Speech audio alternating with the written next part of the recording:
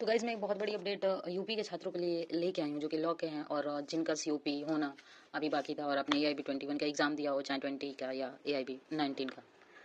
अगर आपने सीओपी के लिए अभी तक अप्लाई नहीं किया है और आप सोच रहे हैं कि आपको अप्लाई करना है, तो आपको जाना पड़ेगा ऑफिस विजिट करने के लिए या क्या क्या प्रोसेस होंगी उसके लिए। तो मैं उसके बारे में सब कुछ आपको बताऊंगी इस वीडियो में। तो वीडियो में आगे बढ़ने से पहले आप सबसे मेरी रिक्वेस्ट है कि अगर आप मेरे चैनल पे पहली बार आए तो मेरे चैनल को सब्सक्राइब कर ले, वीडियो को लाइक करें और आपके जितने भी जुडिशरी के दोस्त हैं उन्हें जरूर शेयर करें। दोस्तों, अब मैं आपको बता दूं कि कल का ये जो bar council of Uttar Pradesh है उसने ऑफिशियली ये डिक्लेयर कर दिया अपने ऑफिशियल वेबसाइट पे कि 1 सितंबर से जो है जो फॉर्म भरे जाते थे सीओपी के लिए वो आप ऑनलाइन मोड से ही केवल आप करेंगे। यानी कि आपको ऑफिस विजिट करने की कोई ज़रूरत नहीं है, ना ही आपको जाके और डॉक्यूमेंट जो भी है ऑफिस में जमा करना है। 1 सितंबर से जो आप डिक्लेरेशन फॉर्म सीओपी के लिए जमा होती थी, वेरिफिकेशन फॉर्म या जो लोग री इशू फॉर्म भी सीओपी के लिए भरते थे, ये तीनों चीज़ें ऑनलाइन मोड से ही भरी जाएंगी, ऑफिस जाने की कोई ज़रूरत नहीं है। साथ ही बात करें अगर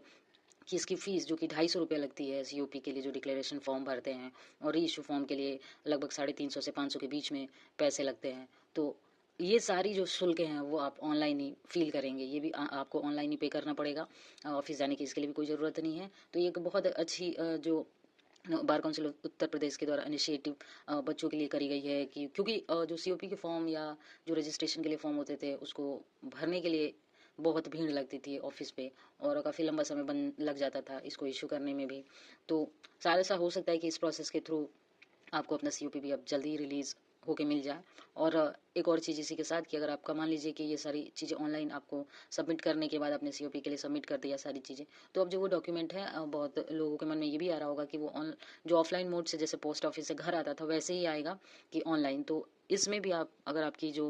सीओपी है वो री इशू हो जाती है या इशू हो जाती है और जो भी नए कैंडिडेट होंगे तो आप ऑफिशियल वेबसाइट से ही इसको डाउनलोड भी कर पाएंगे। आपको ऑफिस विजिट करने की कोई ज़रूरत नहीं होगी और वो वैलिड होगा। दोस्तों,